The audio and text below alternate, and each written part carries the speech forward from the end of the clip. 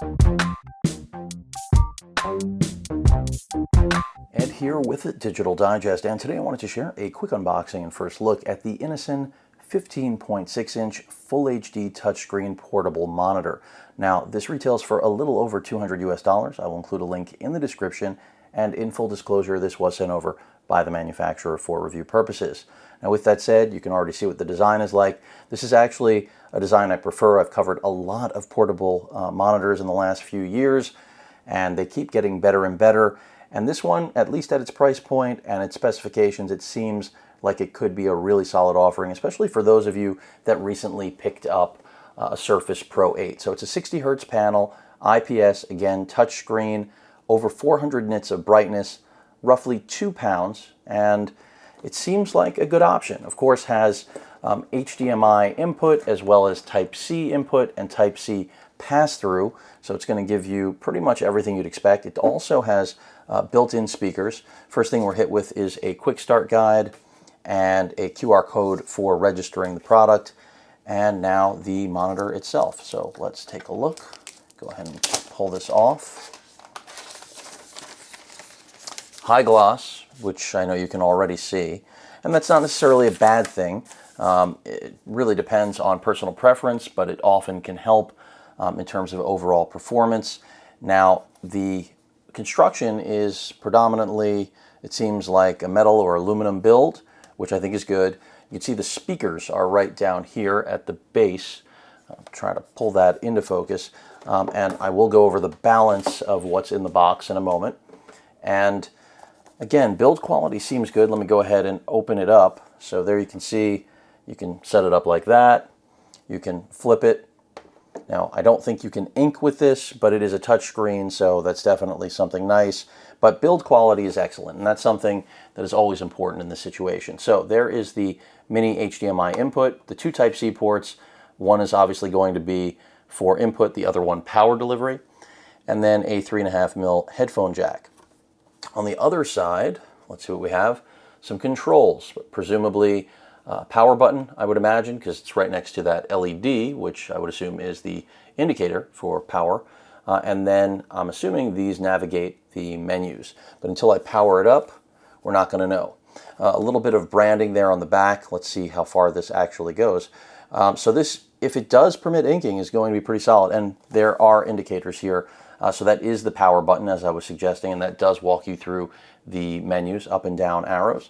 And then on the other side, of course, they detail exactly what each jack is, as you can see. So headphone, as I said, power delivery, or at least that, well, that could be the actual video signal, because then they're giving us traditional USB. We'll see the orientation, and then mini HDMI, as I stated. So what's nice about this is that in the event it does support inking, this is how low it can go, which is pretty cool, but we'll see. I have some styluses, we'll see if they actually function. But if you need a touchscreen full HD display that should ultimately have high brightness, as I stated, over 400 nits, this could be a really good option. Again, build quality seems very good. You don't want to go too far back here, not that that would be natural, because it could throw it off balance. But the hinge seems good. Let's see what else is in the box as I set that back. We have a cleaning cloth and then one box, which I'm assuming houses all of the accessories in terms of cables as well as the power brick itself. And yes, some of them just popped out. Let's see, power brick. And this is just the wrapper from one of the Type-C cables. So they've included Type-C to Type-C. We've got 2 of those. This is the other one. And again, because you're going to need one for power delivery and one for your video signal from your smartphone, tablet, or computer of choice.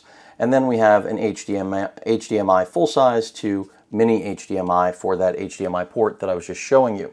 The power brick is because this does not have a built-in battery. Now, this may be able to be driven using power delivery through, let's say, a Thunderbolt port. I'm going to test that out and find out, but in the event it cannot be driven, your device isn't able to drive it on its own, let's say a laptop, more likely a smartphone isn't going to be able to do it, that's when you'll need dedicated power delivery. This is a 30-watt charger, it looks like.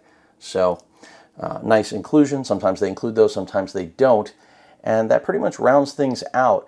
INNOCN, this is the first time they've sent a product for review. I'm excited because they also have a 15.6-inch 4K OLED portable monitor, which I think could potentially be a game changer for content creation because it does have 100% DCI-P3 gamut.